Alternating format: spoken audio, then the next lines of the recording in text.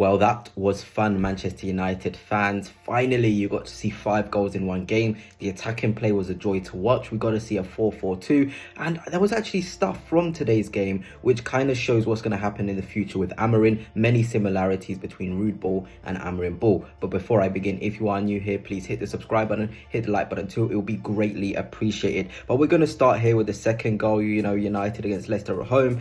And the ball is in the path of Casemiro. But what I want you guys to focus on is how far forward and how against the back line Manchester United's front four is.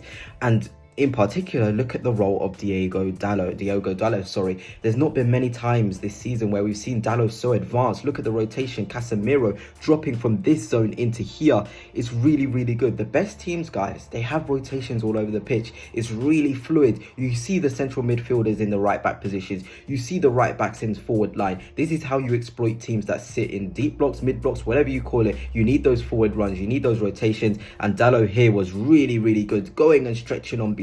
Rashford was in this sort of a zone, so you have this constant triangle between the three of them, Dalot, Casemiro and Rashford. I know Rashford's not in the frame, but you can just see that drags players towards, the players that are on the ball. Casemiro dragged this guy towards him. Dalot had lost this guy, and it's really, really good play, and it all comes from not only the personnel and the confidence of Dalot to spin in behind, but also the confidence that Ruud van Nistelrooy must have instilled in the players. Go out there, be free, be expansive. Because I will tell you what, I'm an Arsenal fan. I've seen PSV versus Arsenal, and I saw the rotations. Xavi Simons in particular would play in the midfield and then push on to be a centre forward. It was really, really good. And I also want to look at the role of Ugarte, isolated, you may say. Look here, this sort of triangle it really is between Ugarte and the Leicester players, and this is how it's going to be with Amorim. There's going to be rotations, and Ugarte is going to be asked to be in these isolated positions, but he can do it. He had a fantastic performance. We'll go on to him. I think there was 3 players who played really well: Casemiro, Ugarte, and of course Bruno Fernandes. And I'm going to be delving into those guys' stats and talking about them,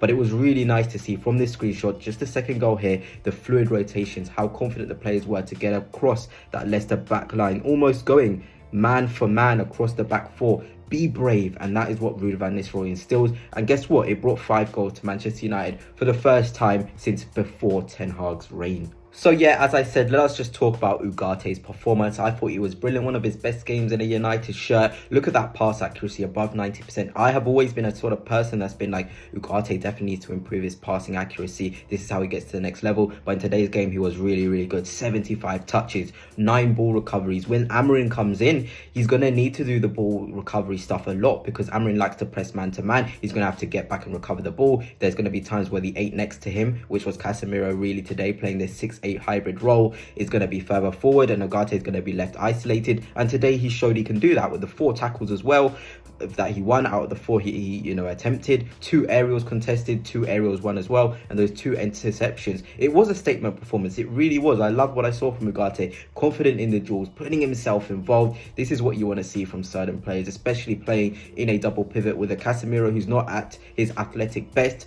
But yeah, I just thought Ugarte was quite impressive, especially in a game like this where there was 3 rotations. There was a lot of moving about. He needed to be on it. And I know it's not great to concede the goals United sort of conceded, but let's focus on the attacking, free-flowing, rotational play today from Ruud van Nistelrooy as the United gaffer, because I think it was pretty good. Let us now move on to the performance of Casemiro. And I've always said this: Casemiro is a better 8 than he is a 6. Now, most midfielders who start off as a 6, it's a hard position to play. There is a lot of short sprints, there's a lot of running to do. But in the 8 position, Casemiro, he has that passing ability. He's brave on the ball. He wants to try things. He also knows how to position himself and get into the box. Like I hate to say it, like McTominay though. McTominay, I rated him highly. He can be a box presence, Casemiro. He has the ball striking as well, and his numbers in the game show that. 78% pass accuracy, 68 touches, 12 long passes attempted, 10 passes into the final third. Really progressive. I like this. 8 long passes completed, 5 shots, 4 clearances, 4 tackles, 3 blocks and 2 goals. It was a box-to-box masterclass. He was asked questions defensively. He got back. He tried to recover the ball. He was asked to do stuff on the ball, which has always been a question of Casemiro. There's many games where people have laughed at him for the way he's played on the ball, but today he was really, really good,